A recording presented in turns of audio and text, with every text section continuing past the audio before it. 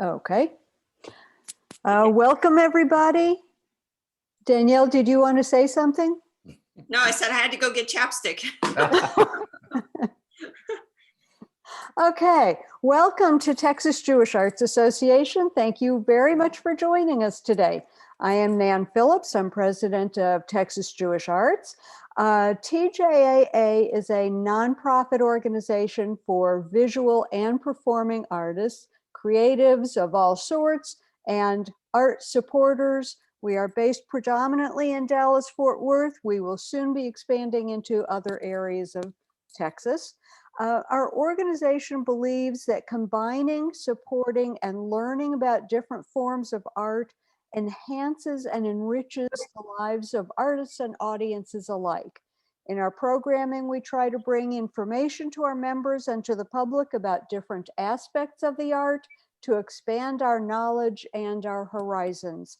Even though TJAA is a Jewish organization, membership is open to any and all who wish to join. And we encourage you to join and become members. Our dues are a whole $36 a year, and we try to have shows and performances and programming via Zoom all year long. And let me let somebody else in. And now I am letting somebody else in. And I would like to welcome Chris today. And I'd like to introduce Kim Court. She is a board member and she is chairing this program. So I'm going to let you introduce Chris and welcome. Thanks, Nan. I appreciate that. Chris, I'm so glad you can join us today.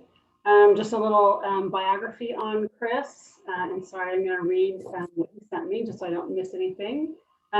Chris has provided creative communications for more than 25 years as founder and owner of Rainmaker Advertising.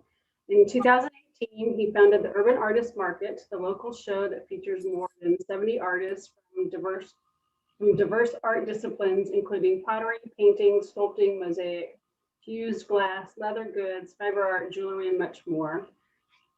Excuse me. In 2019, Chris did a solo show called Defining Edges. It was featured at the Eisman Center in Richardson, Texas. In 2020, Chris began producing the Spiritual Artist podcast and released his first book, The Spiritual Artist. The podcast series shares enlightenment and growth stories from conversations with today's spiritual artists and thought leaders. Conversations with guests explore how making art engages us in emotional, holistic, and spiritual development.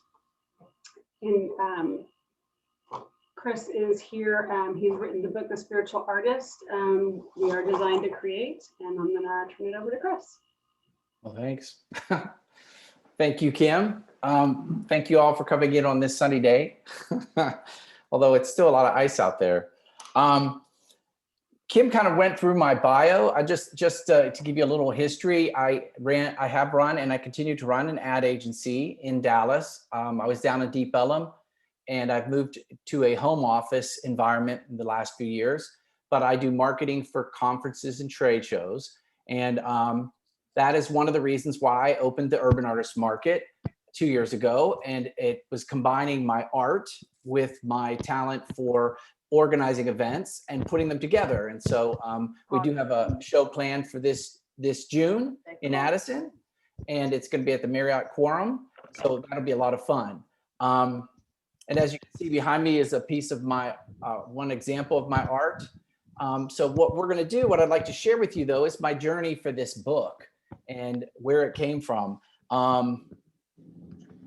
So let me tell you a little bit about it. I started painting a long time ago. I think it was like 2001, and I do abstract painting. And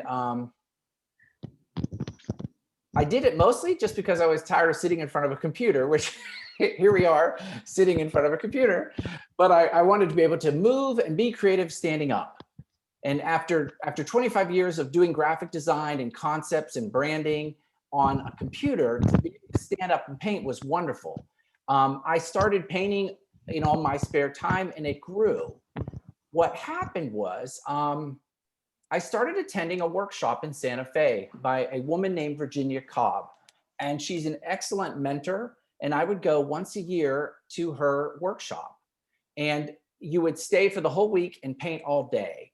And it was an incredible experience for me to actually, for one thing, it is a spiritual practice, and I encourage all artists to do this, to be able to take at least a week out of your life and say, okay, this is important. My creativity is important, and I'm going to carve some time into my life for that. And so for me, that was a wonderful lesson, to be able to just go to Santa Fe for a whole week, leave my family at home. I find that a lot of women understand this a lot, because you have your children and your husband, just leave them at home and go do something creative. And so I really enjoyed this workshop with Virginia. So I wanted to tell you what happened when I was taking the workshop. Virginia was a very laid back teacher, and she really created this wonderful environment for creative expression. But one time when we had the session, she started out and she said, okay, students, there was about 8 of us in a room, and we would paint from 8 in the morning until 5 in the afternoon. And she'd say, I want you to watch your process. Watch how you work. And it seems like such a strange thing. I realized suddenly that I was painting for 15 years, 14 years, and I never really analyzed what was I doing to paint.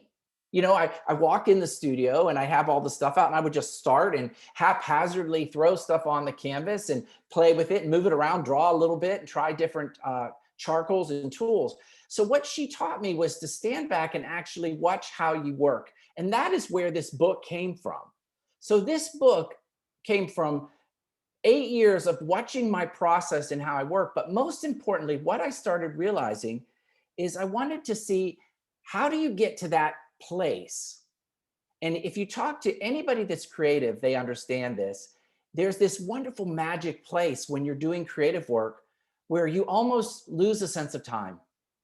It's timeless, and you're just, there's a feeling that you have, and I would call it love, or a spiritual feeling that you have, and you almost feel like whatever you work on, it's assisted. Let's say it feels like it's assisted by a power greater than you. What this book did for me is it helped me realize that, come back to a spiritual relationship, a realization that there is a greater power, and that greater power is accessible to me through creativity. And so when I wrote The Spiritual Artist, I came up with these exercises. How do I do that? You know, I would sit there and go, okay, I just had this incredible session. You know, you're just feeling jazzed, and whatever you did, you're in love with it. And I'm like, what was that?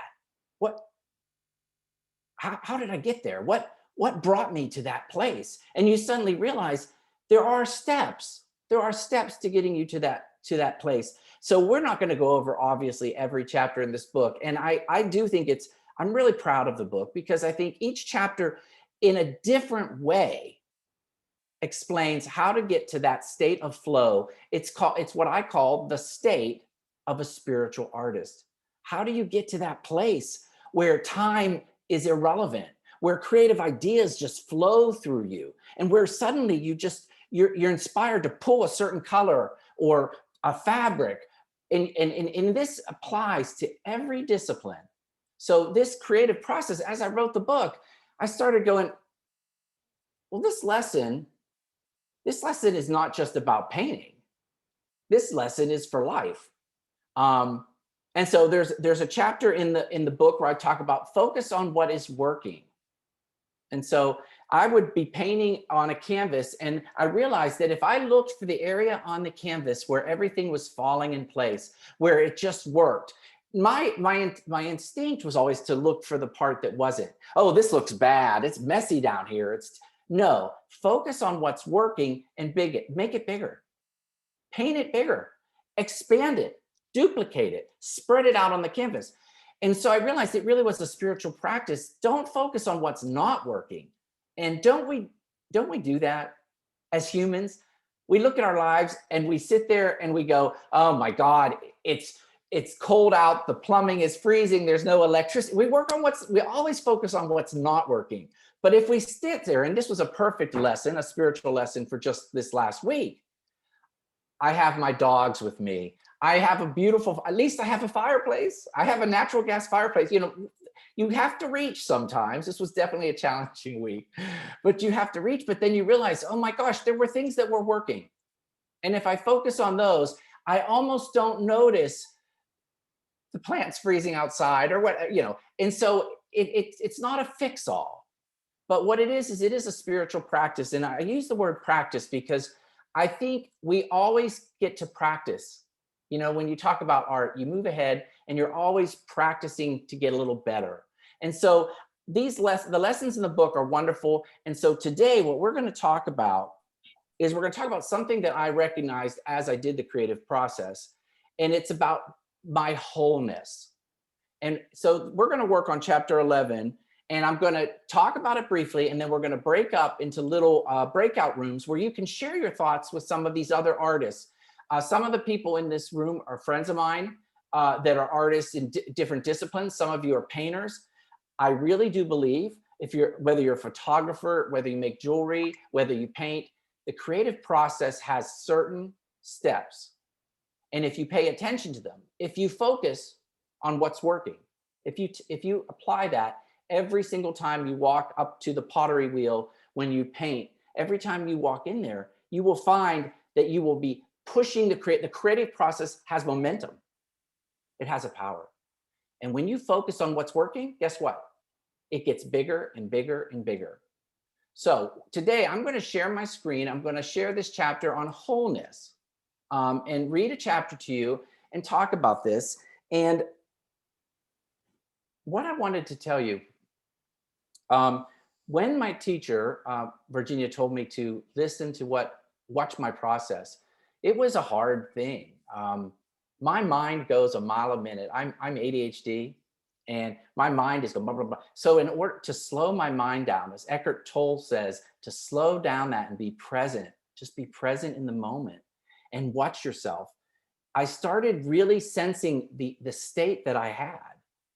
And I literally, like, for example, I could feel how my body and how my energy reacted when I was focusing on the good stuff as opposed to the negative stuff.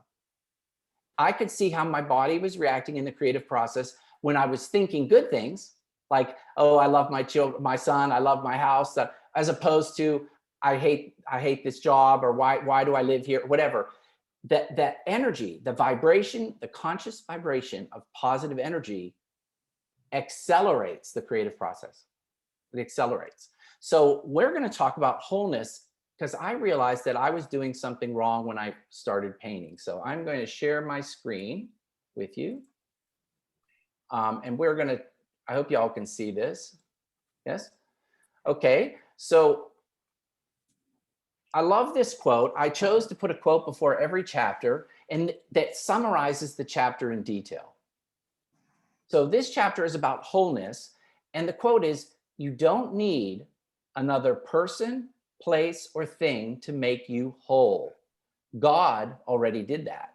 Your job is to know it." This is Maya Angelou, and she's wonderful. Her quotes are wonderful, but let's talk about where this comes from. Your job is to know it. You need to know that you are whole. What I realized is I was approaching the canvas with a different attitude in mind. I sometimes approach the canvas because I was a graphic designer for 25 years, I would approach the canvas that I have to get it done. I have to get this job done within an hour. Or, oh, this color that I'm using, this is not acceptable right now. You know, this color is just not popular. Well, all those things are focusing as though there's lack and I have something to fill. Instead, when you focus on your wholeness, you let that creative inspiration flow through your head and you pick the color that you're inspired to pick.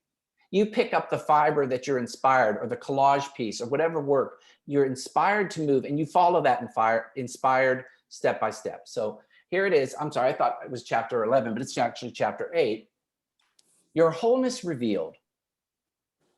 I was taught from a very young age to be a people pleaser. I quickly learned that I gained favor with an extra treat or hug if I appeased my parents. As I grew, I learned to please my teachers and professors. I understood that if I could grasp my instructor's language and repeat information back to her using the same words, then I was rewarded with excellent grades and recognition. Yeah. Unfortunately, you should relate to that. Unfortunately, many people are beginning to realize that good grades result from learning what the teacher wants to hear rather than the process of growth or accruing knowledge. This habit can pull us from our spiritual center. Later in life, I maintained that people pleaser trait and I applied it to my friendships and romantic relationships. It often caused problems with my long-term relationships because I was primarily concerned with their pleasure rather than making myself happy. I became a half, seeking another half to make myself whole. Naturally, this trait began to exhaust me both mentally and physically. As a people pleaser, I worked from the outside in, not from the inside out. Often I would put their needs ahead of mine, leading to conflict and resentment and producing separation between who I was and what I manifested. I had to unlearn this belief to become a spiritual artist. In The 7 Secrets to Healthy, Happy Relationships by Don Miguel Ruiz Jr. and Heather Hash Amara, they caution the reader with this advice. The real secret behind commitment in relationships is that it all starts with a commitment to yourself. Committing to ourselves is foundational because if we don't honor who we are, it is impossible for us to truly honor another. They expand this point further and explain that we must drop the idea that we need someone else, some other thing to be complete. I love the way they worded this, and I had to include it in the book. Anytime you are seeking to complete yourself through being accepted by another, you are actually leaving yourself. You're putting them in the driver's seat. I'm segueing here a little bit, but you're actually putting them in the driver's seat of who you are. When we persist with people-pleasing tendencies, we are leaving ourselves behind. We are disconnecting and leaving our spiritual selves out of the creative process. As spiritual artists, we must commit to ourselves first. We must remember to work from the inside out. Seeking the "they lived happily ever after" solution might be ideal in a fairy tale, but unfortunately, it's based on a faulty premise. If we believe that we are born missing half of ourselves and our goal is to locate the other half in another person, thing, or career, we are following errant thinking. As humans, most of us are born into conditions and societal consciousness that emphasizes the importance of bonding and forming one intimate relationship for our entire lives. While this belief may be practical from a societal standpoint because it unifies families, properties, and a village system, it's not the truth. Our primary relationship is one with, and in this case, I want you to see that in the book, I always leave an underline there because I want you to put your own name for this greater power. And I did this purposely in this book because I don't want people to separate themselves from the creative process because of a name, a specific name for a greater power. I'm just going to say greater power here, but you can put in as our primary relationship is one with Muhammad or Buddha or Jesus Christ or Mother Nature or all that is or the one. So please be open to that. And I would like to say everything that I go through here, this is my process. And please take what you like, what works for you, and disregard the rest. Don't feel only one path. Okay. So our primary relationship is one with a greater power. As children of this greater power, we are already whole and complete. I have learned as a spiritual artist that we must approach the canvas with a sense of wholeness. When we recognize our wholeness, we can uncover the whole of ourselves in creative expression. Law of attraction is based on the principle that like attracts like. If we desire prosperity, we must acknowledge the wealth that we already have. Likewise, if we are to attract artistic expression that reveals the whole spiritual artist within us, we must approach the canvas with conscious wholeness in mind. So I'm going to say that again. We must approach the canvas and the creative process with the acknowledgement that we are already whole, individual expressions of this greater power. In other words, if we approach the canvas with lack, we're going to bring lack to the canvas. And I use that word. If we approach the pottery wheel with lack, we will make lackful product. If we approach the jewelry making with lack, we will produce lackful jewelry. If we approach the canvas with wholeness, we express wholeness. When we approach the creative process, it reflects our inner consciousness. So when I was talking earlier, I was saying that I started monitoring how I feel. How do I feel when I'm doing creative work? And I realized that some days I would be just on fire, music, in the moment, music playing. And other days I'd be like, and, literally, I'm sure everybody in this Zoom call has destroyed something. You're working and you ripped it up, or I actually ripped through a canvas once. I was so frustrated that my brush went through the canvas. So we get mad. So I started monitoring that, and I realized that it's an energy. And that if I take the time before I start doing creative work, if I meditate for 5 minutes, if I sit quietly and take the time to remember that I am already loved. I am already loved. I am already an individualized expression of God. That's enough. I don't have to paint my way to be accepted. I don't have to make the most beautiful blouse. Now, that doesn't mean that I can't find such an incredible moment doing that. And that's what we're tasked to do, is just be creative and feel that spirit flowing through us. But we're not doing it out of lack. We're doing it out of being complete. So I'll scroll down here a little bit because I'm going to go to Eckhart Tolle, which I just love his quote. As aspects of this wholeness, we possess the same characteristics of spirit, expansion, creativity, infinite possibilities. According to Tolle in Stillness Speaks, he says, I am not my thoughts or emotions, sense perceptions, or experiences. I am not the content of my life. I am life.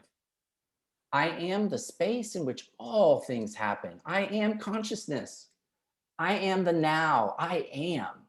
I love that quote, because holding that quote, even reading that quote before you enter your room or pasting it on the wall before you go into your art studio, and remembering that you are life, you are individualized expression of spirit, and then approach creativity with that in mind.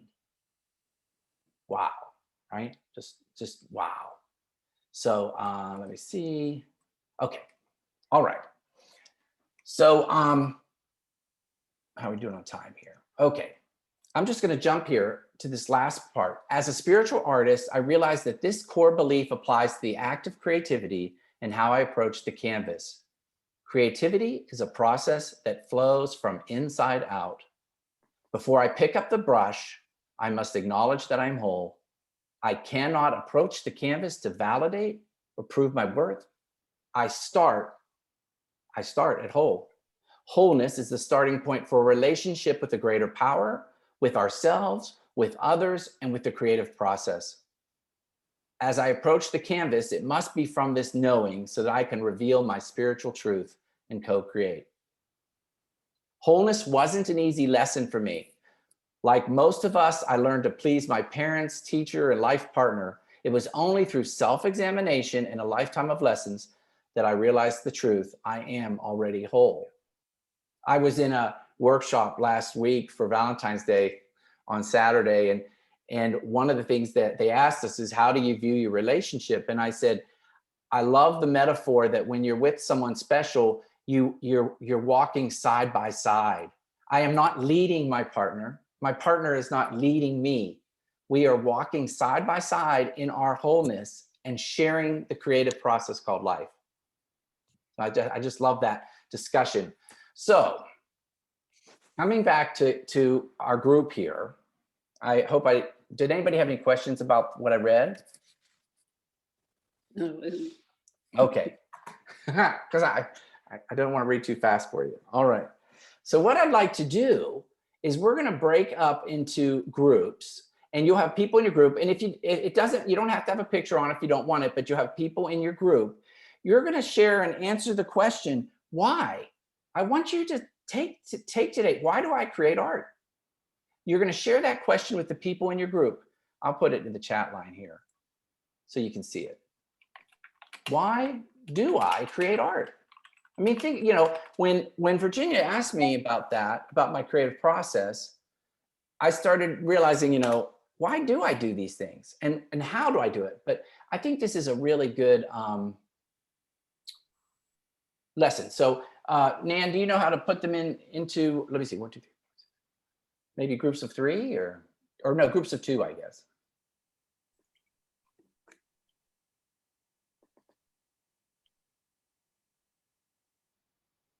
Oh, Eric Sweeney has 2 people in the room, so you could put him in with just one other person if you want.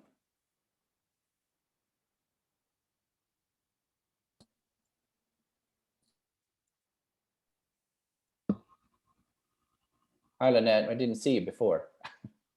Oh, you're Okay. lucky you didn't see me. Okay, Chris, do you want me to assign people manually or just automatically? Just do automatically if you want. Okay. Yeah, you're going to have 10 minutes to just talk with the person in your group, get to know them, find out what they do creatively, what their process is, but most specifically, talk about, why do you create art? What are you doing it for? What's your purpose? Okay. Okay. Bye. No, Jan. And you'll be pulled back in. okay. Join. Yes, hit join. I think I'm going to be in a group, Nan, so I'm Yeah. going to go join a group. Bye.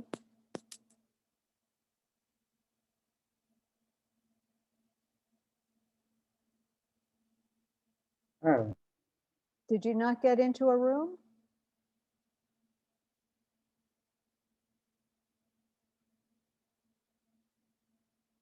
Rena, did you not get into a room? Oh, you need to join.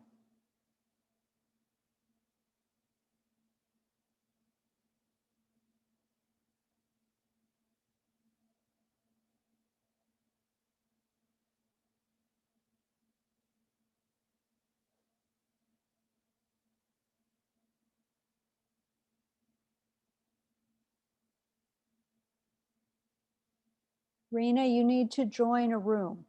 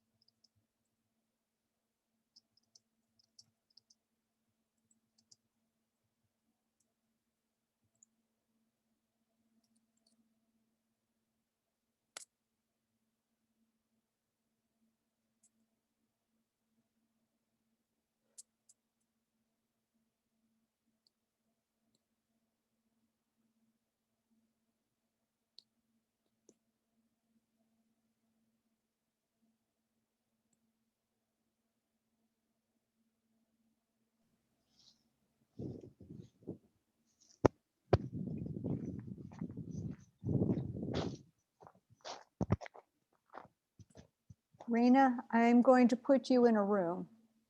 Okay, it kicked me out. Okay. Let's see, how do I do this? Not in a waiting room. I was in room 3 all by myself. Yeah, apparently Rena got kicked out. Oh dear. Let me create 2 more rooms and I'll put you both in a room.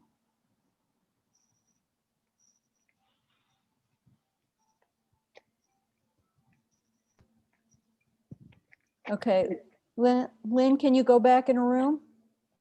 Well, where does it say to go back in? Well, I'll just click on myself and see what happens. Actually, hang on a second. Rena? No, she must be in the room. So shall I put breakout room? Yeah, Okay. you're in breakout room 3. Can you go there? Okay.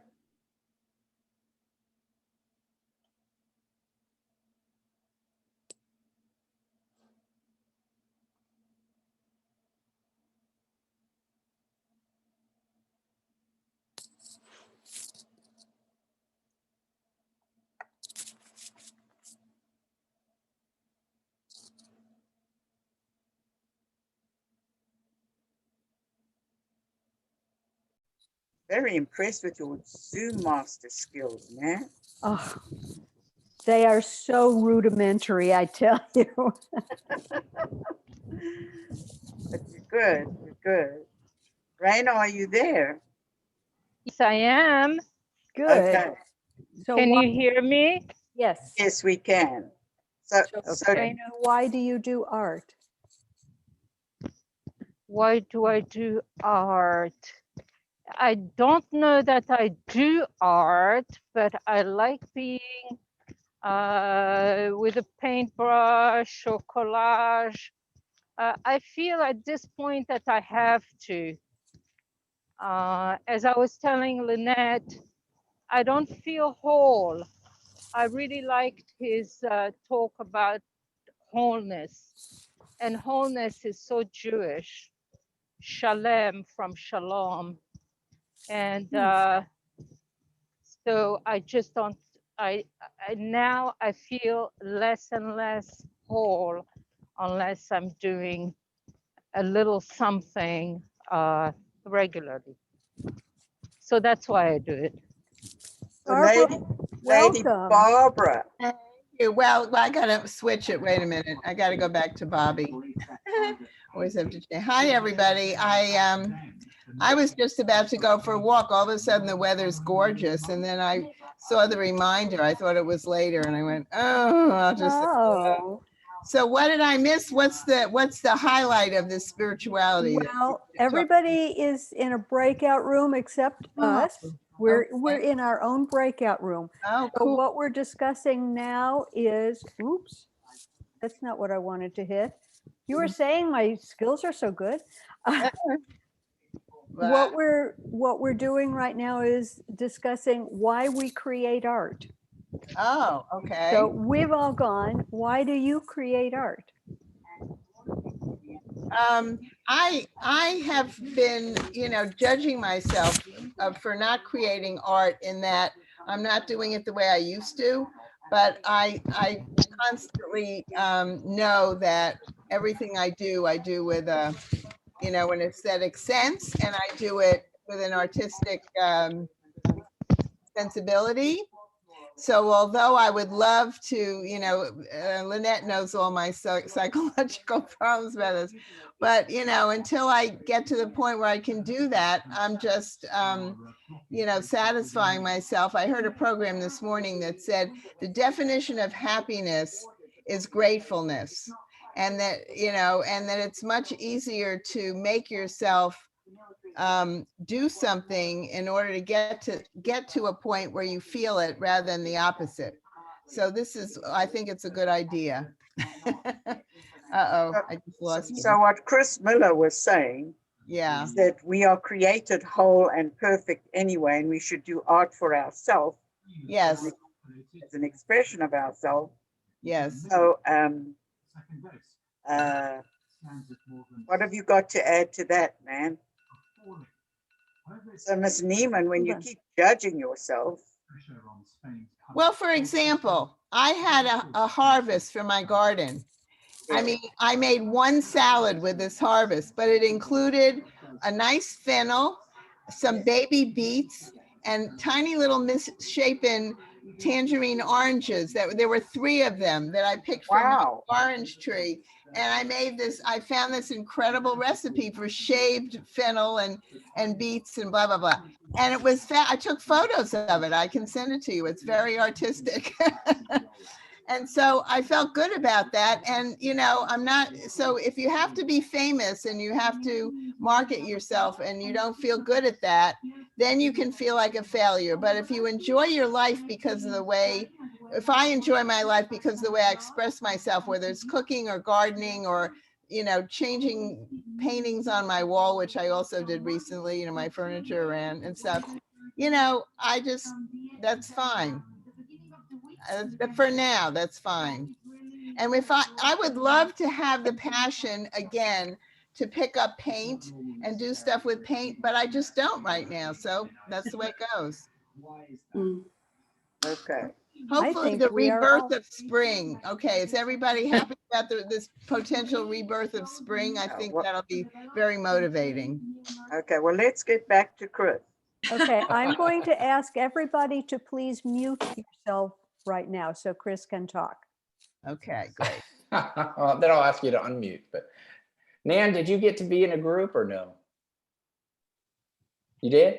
I did because Lynette and Rena came back and then Bobby came in. So yes. Oh, good, good. Okay. All right. So I was actually in the group with Kim. There she is in the middle. So I hope you got some interesting conversation. And yes, from that is to sit down and actually, you know, it's funny, a lot of times we do something for years and we never think, why do I do this? You know, why do I make art? And so does anybody have anything they want to share about what they discovered in their conversation with talking about what they love about making art? Just raise your hand and we can unmute you. Or Lynette? Can you unmute her, Nan? Wait.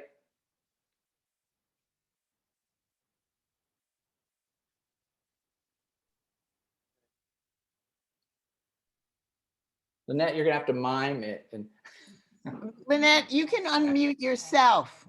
Well, I'm Unmute. trying to. there now. you go. We hear Okay. you now. Well, it seems that we can't live without making art.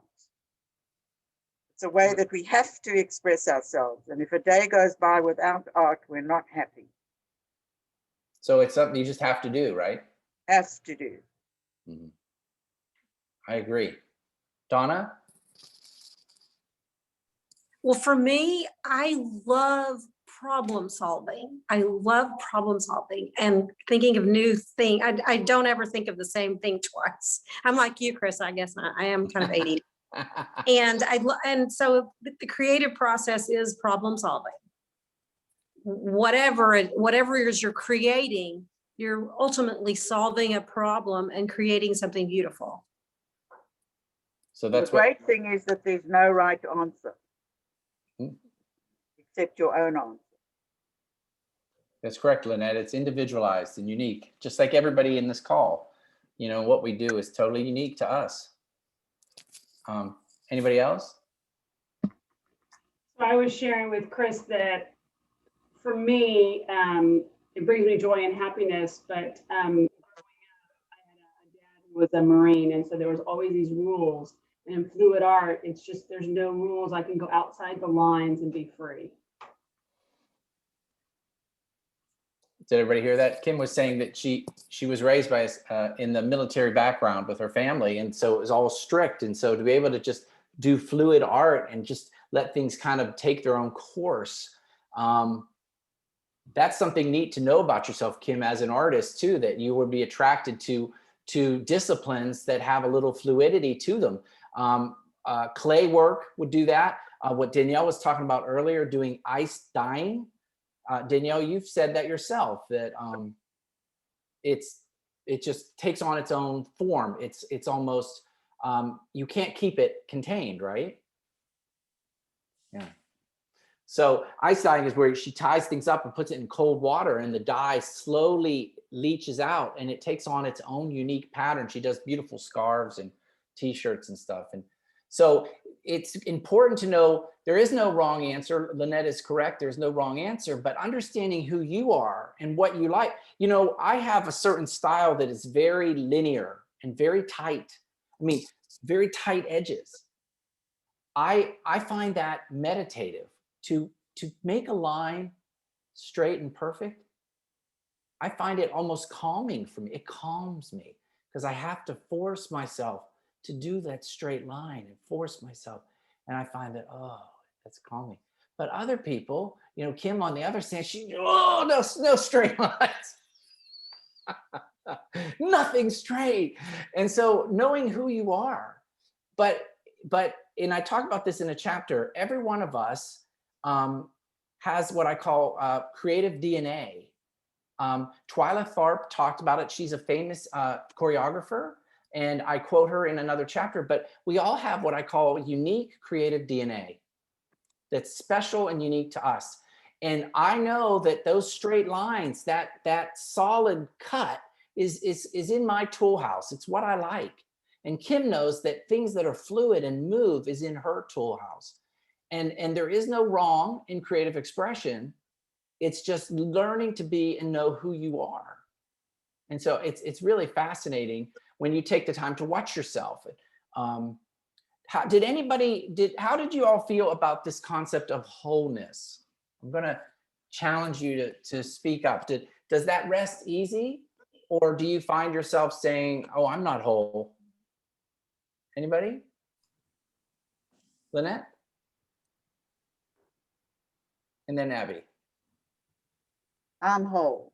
When I paint, it completes the wholeness of me. So you don't, that doesn't challenge you. You're like, yes, I agree. I am whole. I am whole. Yeah, I am whole, and I paint to please myself, but I've been taking lessons for like 40 years here and there, because I think that like speaking a language, you have to have a vocabulary. More vocabulary you accumulate, the better you can speak.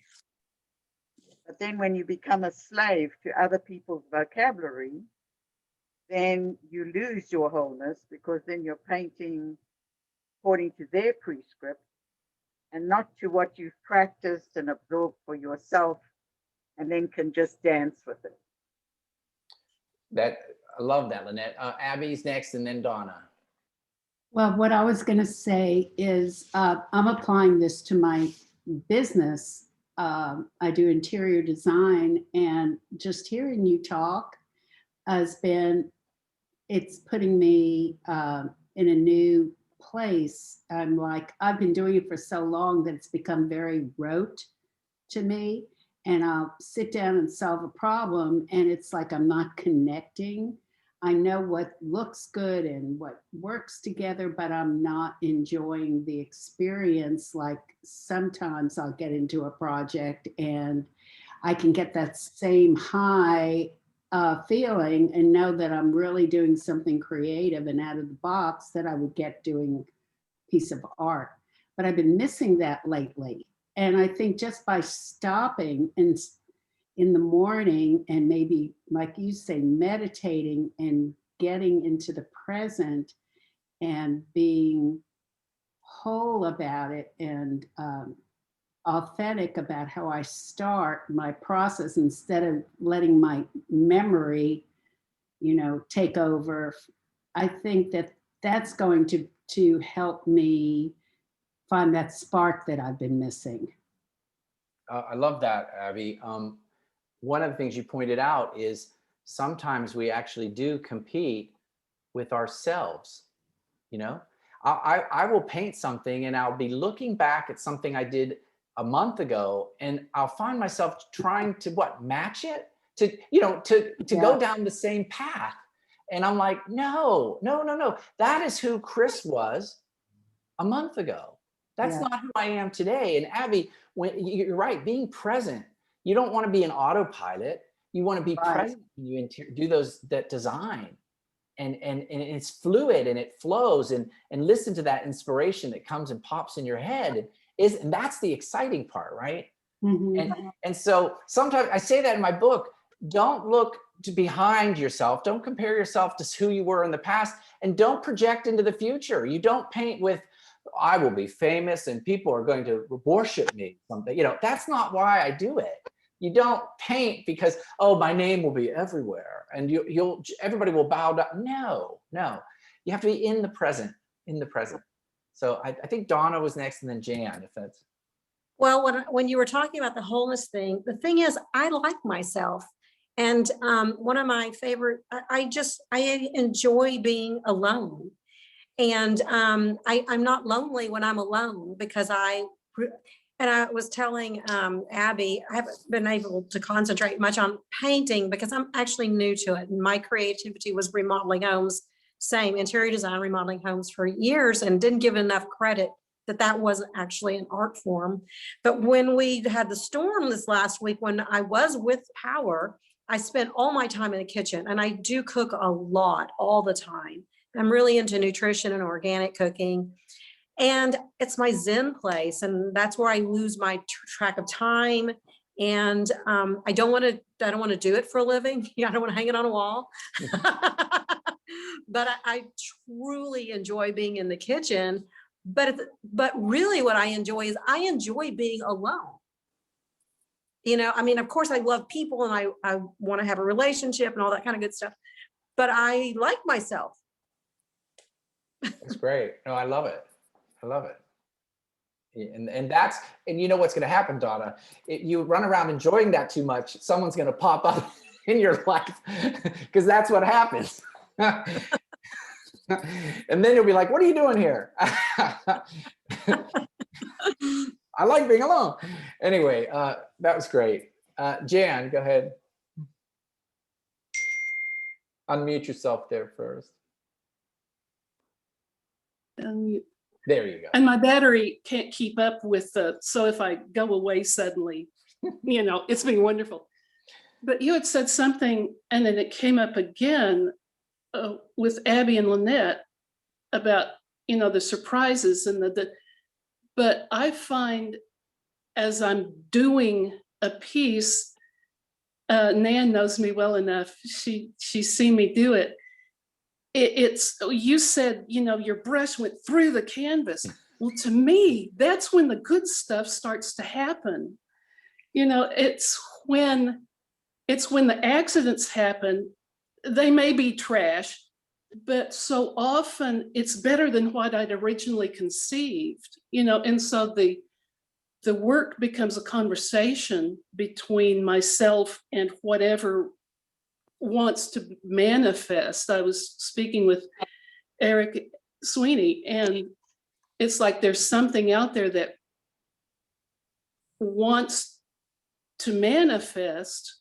There's a potential out there, and I'm the one that's seeing it at this moment. So I can, I'm the one to get it on canvas or pottery or whatever that is. So for me, it's the accidents that can change my intent or have something to teach me. Oh yeah, definitely.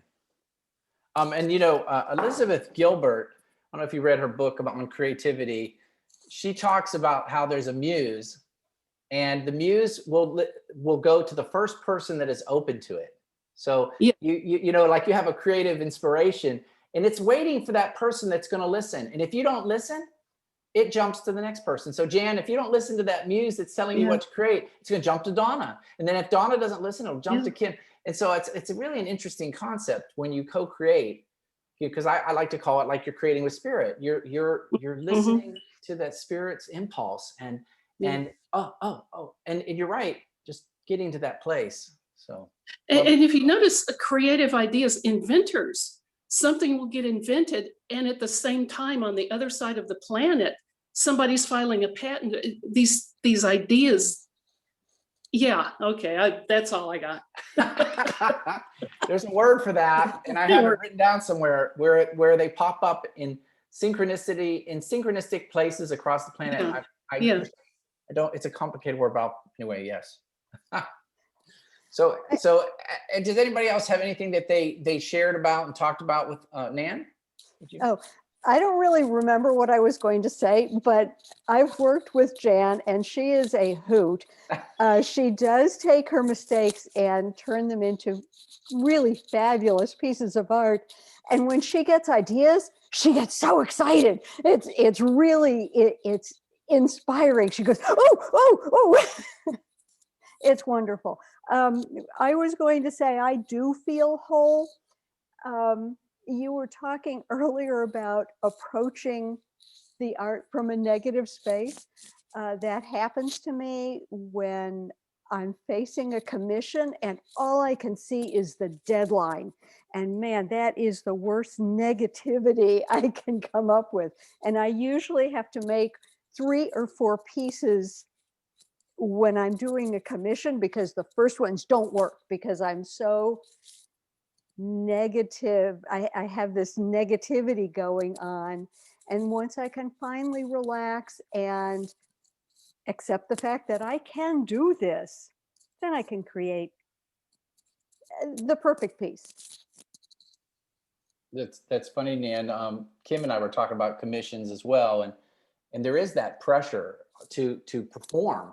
And Virginia Kobe, my mentor, she would always tell me, if someone wants you to paint something, do 3 different paintings, and then let them pick one. Don't even decide which one they'll like. And I think that opens it up a little bit. It takes away some of that pressure because you're like, look, I'm doing 3 things, sort of my style. And because what I would find frustrating is if I did a commission about 2 years ago and they told me exact colors. Well, color is so emotional for me. I'll be in the middle of a process and suddenly I'll just pull a weird color out like, oh, this needs fuchsia. This needs fuchsia. It's not something I pre-plan. I don't sit there and go, it will have red, green, and blue. I just don't do that. And so I think, but what I did is I did 3 paintings for that client. And sure enough, they picked one. I posted it on Instagram and they texted me and said, is that the painting you're doing for me? Don't sell it. And I was like, was afraid to tell them it was the one I did for them. And it was. So they loved it. So anyway, it's a good way to do it is to do several different versions. I want to go back to something Jan said. Jan, I would challenge you that I love the fact that you go with your, what you call mistakes, but I think you're finding the beauty in the mistake. You're not looking at it as a mistake. You're going back and you're seeing the beauty in it. So you're still focusing on what's working. It's just most other people wouldn't think it's working, right? Other people say, what the hell? But you're looking at it and you're seeing the beauty in it. Go ahead. Now, some of it actually is a mistake, but so often I've learned to stop because so often what just happened, Nan knows this, I was in one of her figure classes in clay sculpture and the piece dropped on the floor. Well, that meant that the shoulder went up like this. It was beautiful. It was the best piece of the thing, Yeah, I still... So, and what I had to learn from my late husband was don't tell people that was an accident. Say, oh yes, that's what I've got to figure out. That's what I've got to, yeah. I very carefully aimed it at the floor to get that. Yeah, it was just that. Yeah. But among other artists, those are the best stories. Yeah. But not on the studio floor, right? You're right. Not in the gallery, but right.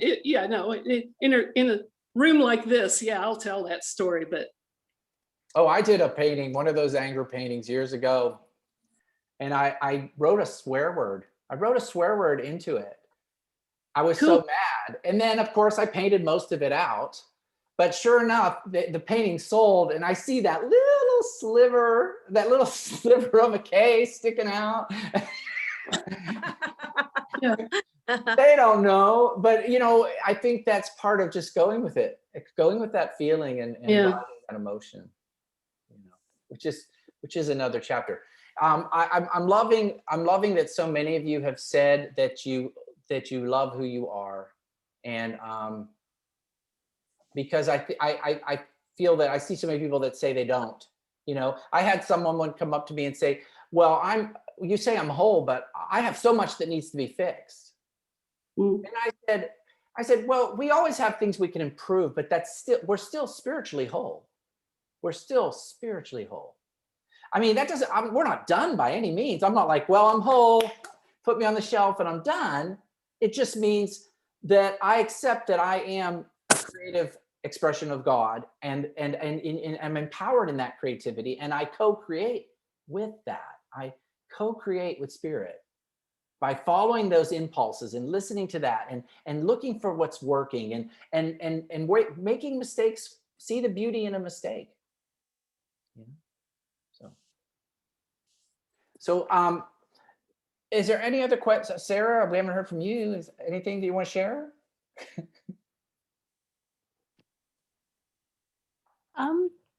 No, I mean, it was pretty much the same thing. I mean, sometimes I would say I feel whole, and then sometimes I don't. It can depend on the days and what's going on. Let's see, can everyone hear me? Yeah.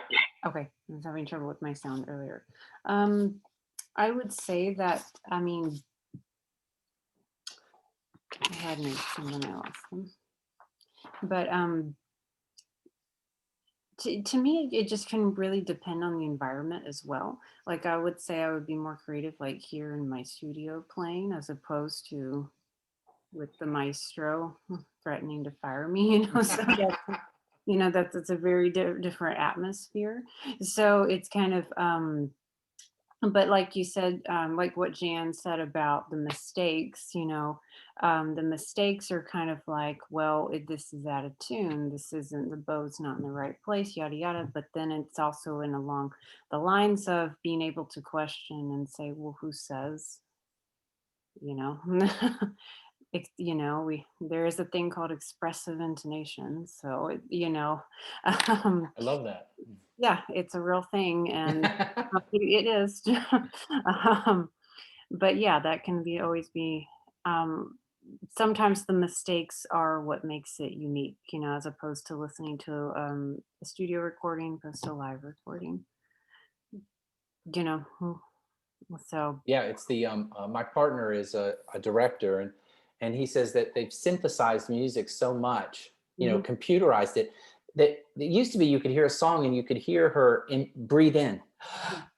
You heard that. And now it's like they take all that out. And right. I think you're right, Sarah, that it's that humanness that makes it so beautiful. And as a painter, I learned that I told you earlier, I like straight lines, but they can be too straight. They have to have a mistake in them. And sometimes I'll even go back and add a mistake. I'll add a mistake, because to me, it's that thing that someone goes, well, what? And they see that little mistake. And that's what makes it memorable and wonderful. Yeah. Thank you. So, all right. Well, Eric, y'all want to share anything? I haven't heard from you at all today. They're all comfortable on that couch. Eric, it sounds like you had some good conversations with Jan. That's normal to not hear from me. I'm a pretty quiet person.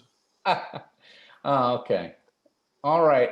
Well, I thanks for joining us. Eric is a photographer. So we got a little bit of everything going on in this call, which is great. Okay, so where do we get your book? Oh, yes, the book is on Amazon. We will send out a link, and it's on Amazon.com, and you can purchase it. And I also do a what is called the Spiritual Artist Podcast. So I do a podcast.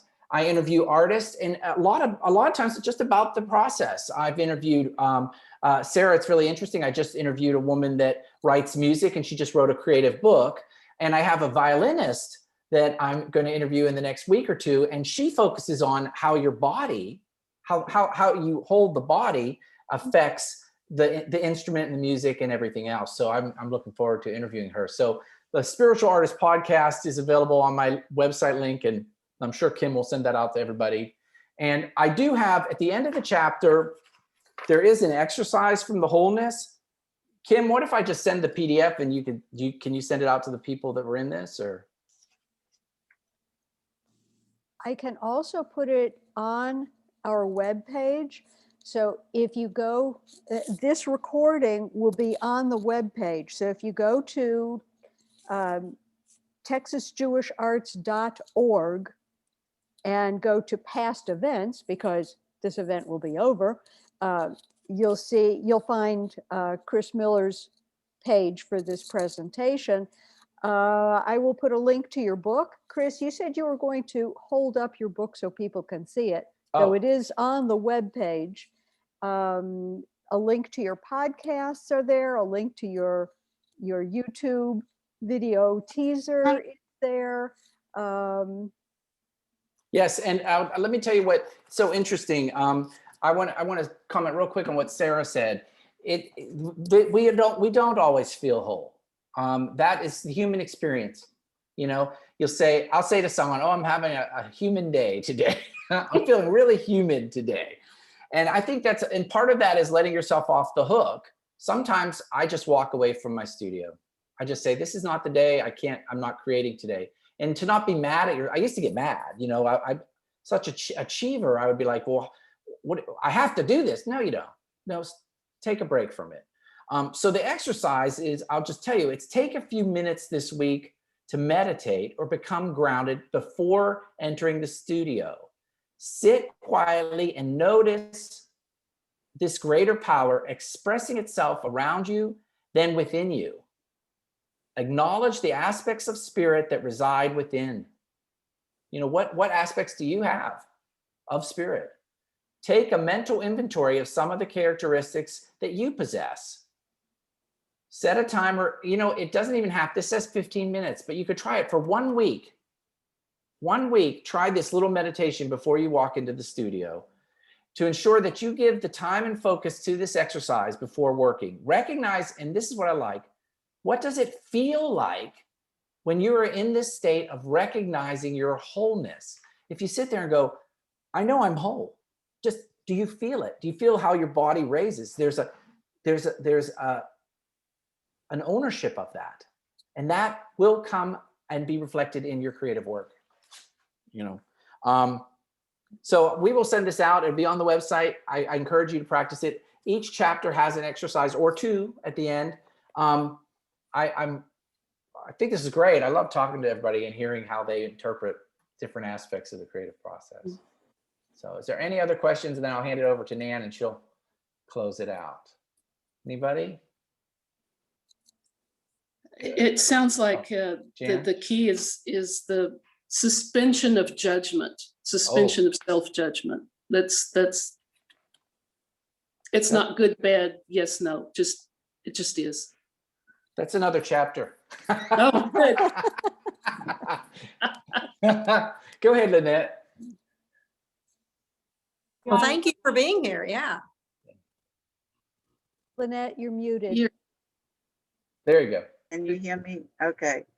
So I think your book is really important because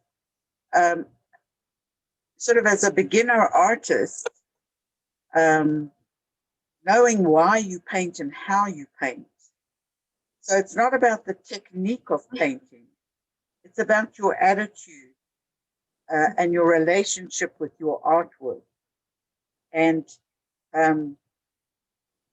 finding out how other artists approach their artwork, why they do it and how they do it, I think is really important and teaches us to actually play like a child, because I work a lot with children, and a 5-year-old doesn't say, I was watching my grandkid dancing, and in her mind, she's on a stage and she's ballerina and she's going wild. Actually, they're not ballerinas anymore. They're these hip artists. And if the enthusiasm and the positivity that you have when you're a child, why do we lose that as adults? How dare we lose that? How dare we judge and say, no, I can't do it. So judging by you, Chris, this book has been written with the most enthusiastic joy and such a generous sharing. And you obviously are quoting other people, very important people who've written about creativity, like Twyla Tharp. Her book is amazing. Yeah. So this is fantastic that this book is now available. Terrific and lovely to meet you, Chris. Well, it's nice talking to you, Lynette. I really appreciate it. Thank you. Thank you. Thank you. Thank you, Chris, so much for being with us. I will turn it back over to Nan. Oh, okay. I think Lynette said it all. Chris, I do want to thank you. The book is fantastic. I will have all of the links on the TJA event page. And boy, thank you so much from the bottom of my heart. This has been a great, it's an eye opener. Thank you. Thank you all for joining us. Thank you. Our next program is on March 14th, and it will be a virtual tour of Aurora, Dallas. Sweet. I'm going to do, if I can copy that link you just made available, I'll put it on our Facebook and Instagram feeds. And if I can't get it there, somebody notice and see if y'all can do it. I'm not the best, but I'll give it a shot. I will encourage you, if you do have a chance, if even while you're working, some of the podcasts are so wonderful to listen to. I interview people that are writers, musicians, actors, landscape architect, because going back to what you said earlier, I think it was Abby, you said that you're there. I believe creativity is everywhere. It's not just in the traditional fine art, it's everywhere, you know. So. Yeah, the podcasts have been great to listen to. Oh, thanks. Very inspirational. Good, man. Thank you. I wanted to make a shout out too for the podcast. I love the one about the woman who is so careful about the fabric she gets and everything. I mean, I've listened to a number of them and they're always awesome. So thank you, Lee. You know what? I interviewed a woman in Taos, and she is a fiber artist. She does these beautiful fiber works, and she makes sure that she buys the arts from holistic, organic sources where the animals are treated with humanity. They aren't, the fibers aren't removed painfully. She's very aware of the energy of the fiber, and she's a great, interesting person. Great interview. Thanks. Go ahead. Sorry. Okay. Thank you all. And we look forward to seeing you at our next program next month. All right, y'all. Y'all are great. Bye. Nice meeting you. Eric, Lee.